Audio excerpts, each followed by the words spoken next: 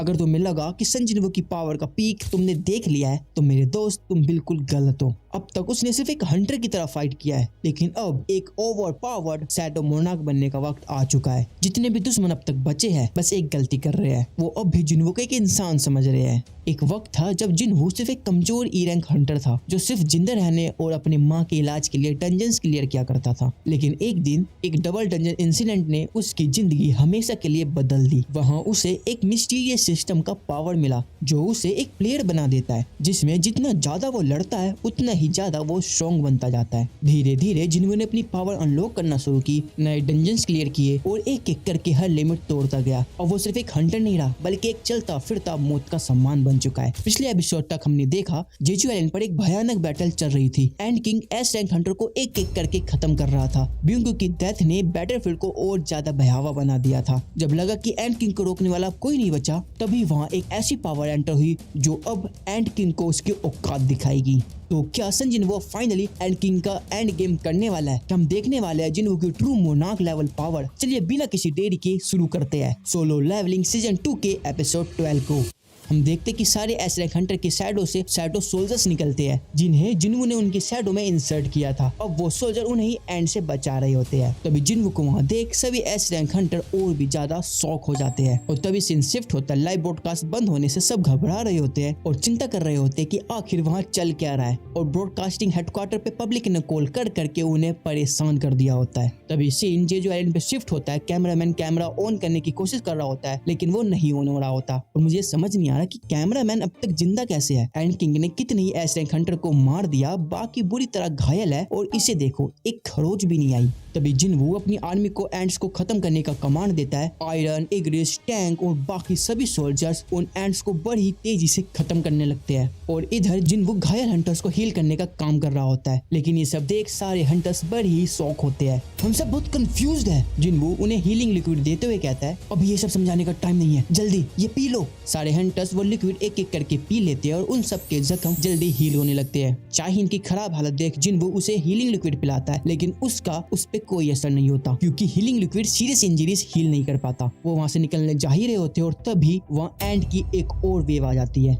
ये कितने सारे हैं, एक के बाद एक इनका झुंड आता ही चला जा रहा है। जिनवू ये देख बहुत गुस्सा हो जाता है और तभी सीन हंटर एसोसिएशन पे शिफ्ट होता है। हंटर गो को सब बताते हैं कि ब्लैक एंड के अपेयर होते ही लाइव ब्रॉडकास्ट बंद हो गया और अब तक ब्रॉडकास्ट बंद ही है। हंटर गो उन्हें ये प्रॉब्लम जल्दी से जल्दी ठीक करने का ऑर्डर देते हैं और खुद को अंदर ही अंदर कोसते हुए कहते हैं इतना हेल्पलेस और कमजोर मैंने खुद को आज तक कभी महसूस नहीं किया, भगवान उन्हें बचाए रखे। और इधर जिना टीवी ठोक रही होती है, ये टीवी को क्या हो गया, ये ब्रॉडकास्ट बीच में क्यों रुक गया। फिर वो अपने रूम में जाती है फोन से पता लगाने की आखिर चल क्या रहा है। और जेजू आइलैंड पे जिनवू की शैडो आर्मी के हाई रैंक शैडोज उन्हें बड़ी आसानी से खत्म कर रहे होते हैं, लेकिन वहीं लो रैंक शैडोज उनसे बड़ी आसानी से हार भी जा रहे होते हैं। ये देख जिनवू उन मरे एंड्स को अपनी शैडो आर्मी में ऐड करने की सोचता है, लेकिन सबके वहाँ होने के कारण वो ऐसा नहीं करता। वो सारे एस रैंक हंटर्स को कहता है अब सब टच के पीछे रहो और यहाँ से निकलने का रास्ता बनाने के लिए उसकी मदद करो और छोटे एंड्स को संभाल लेना। ठीक है हम समझ गए। जिनवू की बात सुन के वो सब टच के साथ जा रहे होते हैं। उधर जिनवू मरे हुए एंड्स को देखकर एराइज कहने जा ही रहा था, तभी सारे एंड्स रुक जाते हैं और किसी के लिए रास्ता बनाने लगते हैं।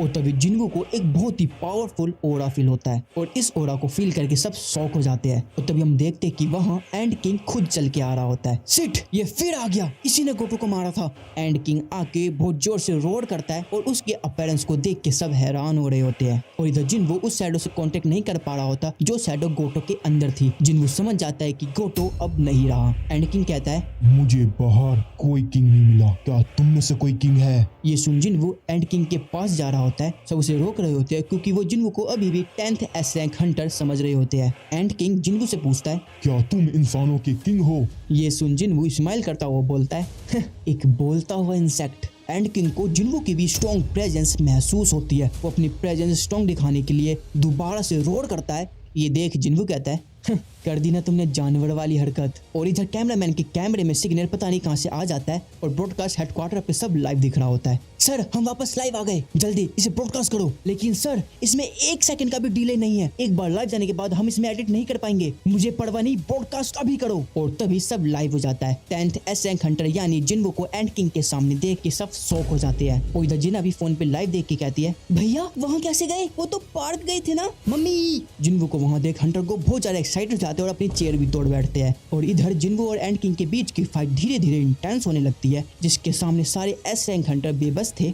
उसी को जिन्वू उनके सामने धो रहा होता है। ये देख सारे हंटर्स कंफ्यूज हो रहे होते हैं कि जिन्वू मेज टाइप हंटर है, मैजिक टाइप है या फिर अटैक टाइप है। जिन्वू उस पे एक जोरदार पंच मार देता है, जिसका इम्पैक्ट इतना ज्यादा होता है कि एंड किंग कई कदम घसीटता हुआ पीछे चला जाता है। इतना ज्यादा पावर देख एंड किंग शॉक हो जाता है और दोबारा उस पर अटैक करके कहता है, आखिर ये इंसान है कौन? जिन्वू और एंड किंग दोबारा एक दूसरे पे पंच मार देते हैं, जिसका इम्पैक्ट जबरदस्त होता है। और तभी एंड किंग अपनी टंग से जिन्वू के फेस में पॉइजन इंजेक्ट कर देता है। जिन्वू उसके सामने थोड़ा डाउन हो जाता है और तभी एंड किंग जिन्वू की गर्दन उड़ाने उसके पास जा रहा होता है और तभी जिन्वू उसका हाथ पकड़ लेता है। सिस्टम का नोटिफिकेशन आता है, डिटॉक्सिंग कंप्लीट, जिसका मतलब जिन्वू के शरीर से सारा पॉइजन निकाला जा चुका है। फिर जिन्वू उसे ऐसा पंच मारता है जिससे एंड किंग पीछे जा गिरता है और वापस खड़ा होकर कहता है, मैं इसका इमोशन और एंजाइटी फील कर सकता हूँ, वो बिल्कुल मेरी तरह है। और इधर चाहिन की हालत और भी ज्यादा खराब हो रही होती है। Jinwoo without any single minute waste किए हुए एंड किंग पे अटैक कर देता है, लेकिन एंड किंग बच जाता है और हवा में उड़ने लगता है और मन में कहता है, ये मुझसे क्लोज कॉम्पैक्ट में काफी ज्यादा पावरफुल है और मेरा सबसे पावरफुल वेपन तो स्पीड है। तो इसलिए अब एंड किंग खुद को ट्रांसफॉर्म करने लगता है। वो अपनी बॉडी को और भी ज्यादा स्लिम करने लगता है और अपने नेल्स को और भी ज्यादा शार्प और बड़ा बना लेता है और अब देखने में वो किसी डेविल से कम नहीं लग रहा होता।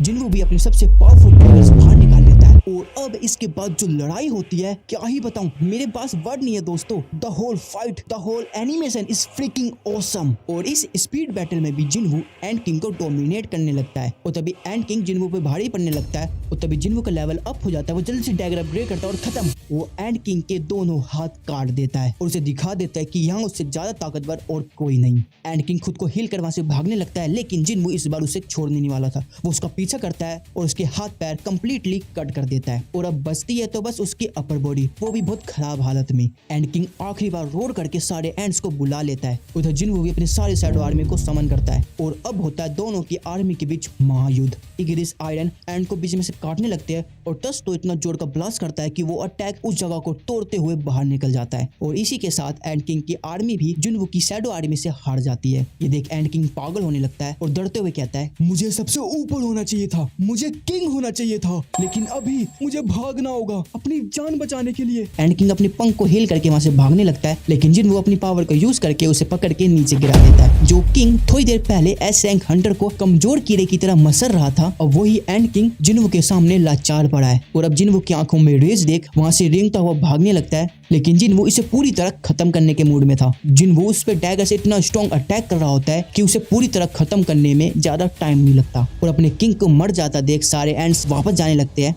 जिन्वू दौड़ के चाहिन के पास जाता है और चाहिन की कंडीशन बहुत वीक होती है, उसे रेस्क्यू करके हॉस्पिटल ले जाने का भी टाइम नहीं होता। जिन्वू ये कंडीशन देख उसे एलेक्सर ऑफ लाइफ पिलाता है, लेकिन उसका भी चाहिन पे कोई असर नहीं होता और तभी जिन्वू को एक आइडिया आता है। जिन्वू कैमरामैन से कहता है, क्या तुम थोड़ी देर के लिए कैमरा ऑफ करोगे? कैमरामैन पूछता है, क्यों, क्या हुआ? जिन्वू अब गुस्से में कहता है, जल्दी बंद कर इसे नहीं तो तोड़ दूंगा। कैमरामैन डर के जल्दी जल्दी कैमरा ऑफ कर देता है और मन में सोचता है कि अचानक इसने कैमरा क्यों ऑफ करवा दिया। और तभी जिन्वू सारे शैडोज को हंटर ब्यूंगो की बॉडी ढूंढने को कहता है और तभी टस को ब्यूंगो की बॉडी मिल जाती है। जिन्वू उसके सामने खड़ा होकर सोच रहा होता है कि क्या ये काम करेगा, और तभी जिन्वू राइज कहता है और ब्यूंगो की शैडो एक्सट्रैक्ट हो जाती है। उसकी शैडो जिन्वू के कमांड देने से पहले ही चाहिन को हील करने लगती है। बेक ये देख बहुत शौक हो जाता है और जिन्वू के कंधे पे हाथ रख के कहता है, क्या ये ब्यूंगुक है और ये चाहिन को हील कर रहा है? और ये देख हंटर चोई और ब्यूंगुक भी बहुत शौक होते हैं कि ये सब आखिर चल क्या रहा है। जिन्वू दूसरों की शैडो को समन कर सकता है और उनकी पावर का इस्तेमाल भी। बेक जिन्वू से कहता है कि जिन्वू, ब्यूंगुक की पावर तुम्हें और शक्तिशाली बनाएगी, लेकिन सच तो ये है कि ब्यूंगुक हमेशा से लड़ाई से नफरत करता था और अब तुम उसे दोबारा लड़ाई में खींच लाए हो। प्लीज जिन्वू, ऐसा मत करो। ये सुन जिन्वू कहता है कि ब्यूंगुक की शैडो को देख उसे भी ये पता चल रहा है कि ब्यूंगुक असल में कितना काइंड इंसान रहा होगा। जिन्वू बेक का हाथ थका के कहता है कि ये दूसरी बार है कि बेक ने उसके कंधे को पकड़ के कुछ कहा हो, लेकिन इस बार ये ऑर्डर नहीं बल्कि दिल से निकली एक रिक्वेस्ट है। जिन्वू ब्यूंगुक की शैडो के पास जाके कहता है, बेक, मैं भी वही फील करता हूँ जो तुम उसके लिए फील करते हो। फिर जिन्वू ब्यूंगुक की समन को कैंसिल कर देता है और ब्यूंगुक की शैडो खत्म होते हुए बेक को देख एक स्माइल करती है और रिटर्न में बेक भी एक स्माइल देता है और तभी वो सब वहाँ से निकल रहे होते हैं। बेक जिन्वू को अपने साथ चलने को कहता है, लेकिन जिन्वू उसे ये कह के मना कर देता है कि उसका काम यहाँ पर अभी पूरा नहीं हुआ है। दोनों हवा में उड़ते एंड्स को देखते हैं, जहाँ जिन्वू कहता है कि उसे इन सभी एंड्स को खत्म करना होगा उससे पहले कि ये एंड्स जाके किसी को नुकसान पहुंचाए। तभी जिन्वू कैजल को समन करता है है और एंड्स को खत्म करने चला जाता है। तभी सीन शिफ्ट होता है Hunter management bureau of America के डायरेक्टर डेविड पैरेंट पे। ये भी जेजो आइलैंड रेड देख रहे होते हैं सुबह के 4 बजे तक और वो अपने असिस्टेंट माइकल कॉनर के साथ बहुत लंबी चौड़ी बातें कर रहे होते हैं। उतना सारा तो एक्सप्लेन करके मैं आपको बोर नहीं करूंगा, तो शॉर्ट में बता देता हूँ कि वो जिन्हों की जबरदस्त पावर देख के उसे कोरिया जैसे छोटी कंट्री से अमेरिका जैसे बड़े कंट्री में लाना चाहते थे ताकि वो अमेरिका की ताकत और बढ़ा सके। तभी हम जिन्हों को देखते हैं जो कि बची हुई एंड्स को खत्म कर रहा होता है और ऐसा करते करते उसका लेवल 100 टच कर जाता है। और अब लास्ट में जिन्हू एंड किंग की बॉडी के पास जाके कहता है राइज, और ये कहते ही उसके चारों तरफ डार्कनेस फैल जाती है। वो कुछ भी सेंस नहीं कर पा रहा होता और तभी सब धीरे धीरे नॉर्मल होने लगता है। और तभी एंड किंग की शैडो चल के जिन्हू के पास आ रही होती है जिसका रैंक जनरल होता है और लेवल 1। ये देख जिन्हू मन में सोचता है ये तो एक नई रैंक है, इसका मतलब ये सभी सोल्जर से ज्यादा ताकतवर होगा। दोस्तों मेरे दिमाग में एक बहुत ही इंटरेस्टिंग क्वेश्चन आया, क्या होगा अगर जिन्हू से फाइट करेंगे इग्रिस, टैंक, ट्रस्ट, आयरन और ये एंड किंग भी? तुम्हें क्या लगता है जिन्हू उन सबको हरा देगा? कमेंट में अपनी राय जरूर देना। मेरे हिसाब से मैच टाई हो जाएगा, क्या कहते हो? और अब जिन्हू क्वीन की शैडो एक्सट्रैक्ट करने जा रहा होता है और तभी पीछे से आवाज आती है, मेरे किंग प्लीज मुझे एक नाम दो। जिन्हू ये सुन उससे पूछता है तुम मुझसे बात कैसे कर पा रहे हो? पता नहीं लेकिन मैं कर सकता हूँ। जिन्हू ये सुन मन में सोचता है बाकी शैडो को भी बात करने के लिए अपनी रैंक अपग्रेड करनी होगी जनरल रैंक में, तभी शायद वो बोल पाएंगे। तभी जिन्हू उसकी रॉयल्टी चेक करने के लिए पूछता है मैं ही था जिसने तुम्हें मारा था, तो क्या अब भी तुम मेरा साथ दोगे? मेरे किंग ये सच है कि आपने मुझे मारा और ये भी सच है कि आप ही ने मुझे नया जीवन दान दिया। मैं पूरी निष्ठा से आपकी सेवा करूंगा। और ये कह के एंड किंग दोबारा जिन्हू को अपना नाम रखने के लिए कहता है और अब जिन्हू उसका नाम बेरू रख देता है। तो दोस्तों फाइनली बेरू अपनी गैंग में आ चुका है। और इसी के साथ एक क्वेश्चन है दोस्त, बेरू नाम जिन्हू ने क्या सोच के रखा? अपना आंसर कमेंट में जरूर देखना। एक हिंट दूं, इसका आंसर मानवा में है। और अब जिन्हू क्वीन की शैडो एक्सट्रैक्ट करता है राइस कह के और इसकी भी रैंक जनरल होती है। लेकिन तभी जिन्हू का कनेक्शन उन एंड शैडो से वीक होने लगता है। जिन्हू इसके बारे में बेरू से पूछता है कि ऐसा क्यों हो रहा है। बेरू बताता है कि एंड क्वीन का काम ही है एंड की कॉलोनी को कंट्रोल करना और रिप्रोडक्शन करना, लेकिन विदाउट फिजिकल बॉडी ये करना इम्पॉसिबल है। तो इसलिए जिन्हू का कनेक्शन उन शैडो से वीक हो रहा है। जिन्हू सुन कहता है मुझे ऐसे किसी की जरूरत नहीं है जो मुझे ही वीक करे और एंड किंग का एक्सट्रैक्शन कैंसिल कर देता है। और तभी उसकी नजर एंड्स पे पड़ती है जो कि बैटल से बच गई होती है और इधर उधर उड़ के जा रही होती है। यार ये एंड्स, मेरा सर दर्द बन गई है। तभी जिन्हू बेरू की पावर टेस्ट करते हुए पूछता है बेरू क्या तुम बता सकते हो कि इस आइलैंड पर टोटल कितनी एंड्स थी? बेरू बताता है कि टोटल 8700 एंड्स थी और बैटल के बाद 4000 एंड्स सर्वाइव कर चुकी है और लीडर ना होने के कारण कहीं भी जा रही है। जिन्हू बेरू से कहता है बेरू क्या तुम एंड्स को खत्म कर सकते हो? बेरू अपने रेज में कहता है किंग आप मुझे ऑर्डर तो दीजिए। और तभी हम कोरिया के बाकी हंटर्स को देखते हैं जो कि बची हुई एंड्स को मार रहे होते हैं, लेकिन एंड्स के इतने ज्यादा नंबर में होने के कारण वो एंड्स के आगे कमजोर पड़ रहे होते हैं। उन्हें अपनी मौत सामने आती दिख रही होती है और तभी कोई उन एंड्स को बड़ी तेजी से खत्म कर देता है। ये सब इतना तेजी से होता है कि हाई रैंक हंटर से देख भी नहीं पाते। और तभी हम देखते हैं कि ये सब बेरू ने क्या होता है, वो एक एक करके सारी एंड्स को मारता हुआ जा रहा होता है। तभी हमें बताया जाता है कि जेजू आइलैंड को क्लीन करते हुए 2 दिन बीत चुके हैं और कुछ एंड्स तो उड़ के चाइना में एंटर होने जा रही होती है। क्योंकि जिन्हें नहीं पता उन्हें बता दूं, कोरिया, चाइना, इंडिया, जापान ये सब एशियन कंट्रीज है और ये बहुत आसपास में है। और अब back to the story, China की डिफेंस टीम 2 दिन से हाई अलर्ट पे ऑलरेडी होती है और साथ ही वहाँ एक नेशनल लेवल हंटर उनका इंतजार कर रहा होता है और वो हंटर एक स्ट्राइक में सारे एंड्स को हवा में ही खत्म कर देता है। और मैं बता दूं पूरी दुनिया में सिर्फ 5 ही नेशनल लेवल हंटर्स है और उनमें से इंडिया से भी एक है।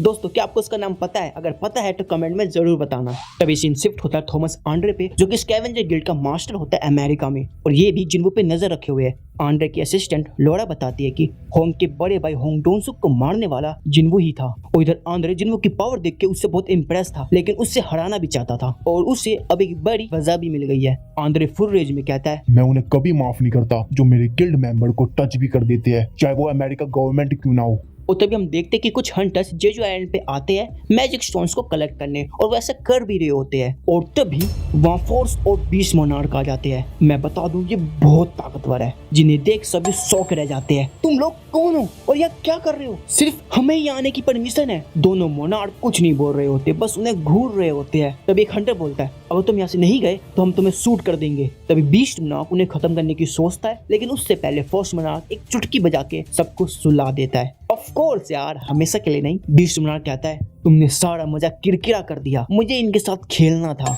तभी उसे शैडो मोनार्क की पावर सेंस होती है। मैं समझ नहीं पा रहा कि वो इंसानों की मदद आखिर क्यों कर रहा है, किसे पता। अगर तुम्हें जानने की इतनी इच्छा है तो खुद क्यों नहीं पता लगा लेते। फिर दोनों एक पोर्टल बना के वहाँ से चले जाते हैं और पीछे से इन्हें जिन्वू के पापा देख रहे होते हैं। और नेक्स्ट डे जिन्वू मरे हुए हंटर्स को श्रद्धांजलि देने आता है और हम देखते हैं कि जेजू आइलैंड के बाद वो बहुत ज्यादा फेमस भी हो गया होता है। सारे रिपोर्टर्स की नजर उसी पे होती है। जिन्वू बिंगो की फोटो पे फूल चढ़ा के वापस जा रहा होता है और तभी बेक जिन्वू को शुक्रिया कहता है उन सबकी जान बचाने के लिए। और नेक्स्ट सीन में हम जिन्वू और चेयरमैन गो को देखते हैं, जहाँ चेयरमैन गो जिन्वू को उसका गिल्ड ओपन करने की पूरी परमिशन दे देते हैं और उससे पूछते हैं कि तुमने जेजू आइलैंड पे कोई बैरियर वगैरह लगाया था क्या, क्योंकि हमें वहाँ मैजिक स्टोन कलेक्ट करने गए हंटर्स बेहोश पड़े मिले। जिन्वू ये सुन कहता है नहीं, ये मैंने नहीं किया और ना ही मैं ऐसा कर सकता हूँ। इनकी बात होने के बाद चेयरमैन गो अपनी दूसरी मीटिंग के लिए जाने लगते हैं और जिन्वू भी सोच रहा होता है कि उसे भी अब चलना चाहिए। वो वहाँ से जा ही रहा होता है और तभी एक आदमी आके कहता है क्या आप इस जिन्वू हो? हाँ मैं ही हूँ और तुम्हारी तारीफ, मैं एडम वाइट हूँ Hunter management bureau of America से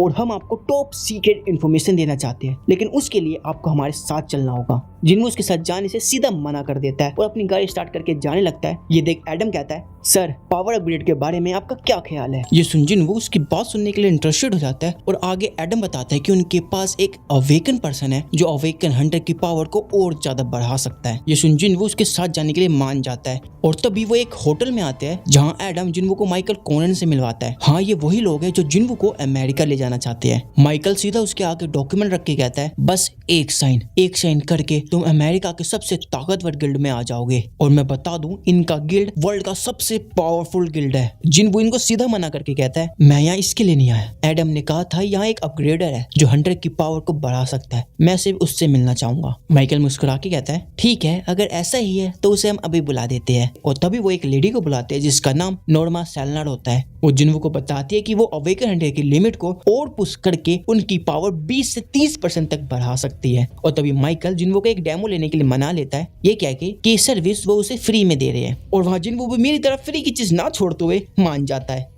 और मिस सैलनर जिन्वू का हाथ पकड़ के उसके अंदर झांकने की कोशिश करती है और उसे सिर्फ डार्कनेस दिखता है और उस डार्कनेस में से निकलता हुआ एक मॉन्स्टर। ये देख मिस सैलनर बुरी तरह डर जाती है, उसके लिटरली पसीने छूट रहे होते हैं, वो बुरी तरह कांप रही होती है। सभी गार्ड जिन्वू पे गन पॉइंट कर देते हैं। माइकल उन पे चिल्ला के कहता है गधो, जानते तुम किसके सामने गन पॉइंट कर रहे हो। इधर मिस सैलनर डर के मारे चिल्ला रही होती है, कांप रही होती है। जिन्वू समझ नहीं पा रहा होता कि आखिर उसने क्या देख लिया। माइकल सिचुएशन संभालते हुए कहता है सर माफ करना, शायद मिस सैलनर की आज तबीयत ठीक नहीं है, ये मीटिंग हम किसी और दिन कंटिन्यू करेंगे। जिन्वू ठीक है कह के वहां से चला जाता है। इधर माइकल के पूछने पे मिस सैलनर बताती है कि जिन्वू एक किंग है, वो बहुत ज्यादा ताकतवर है, उसकी पावर किसी नेशनल लेवल हंटर से कम नहीं और तो उसकी पावर की कोई लिमिट ही नहीं है। ये सुन के उस रूम में प्रेजेंट सभी के रोंगटे खड़े हो जाते हैं। तभी सीन शिफ्ट होता है चेयरमैन गो पे। वो बहुत ज्यादा परेशान होते हैं बिंगो की मौत से और तभी उनका फोन रिंग करता है और उन्हें पता चलता है कि एक बी रैंक गेट अपेयर हुआ है। सभी हंटर के बिजी होने के कारण चेयरमैन शोक में पड़ गए होते हैं कि अब क्या करे और तभी उन्हें याद आता है कि जिन्वू उसी लोकेशन पे है जहाँ अभी गेट अपेयर हुआ है। तभी सीन जिन्वू पे शिफ्ट होता है, वो मस्त गाने सुनते हुए जा रहा होता है और उसे चेयरमैन गो का कॉल आ जाता है।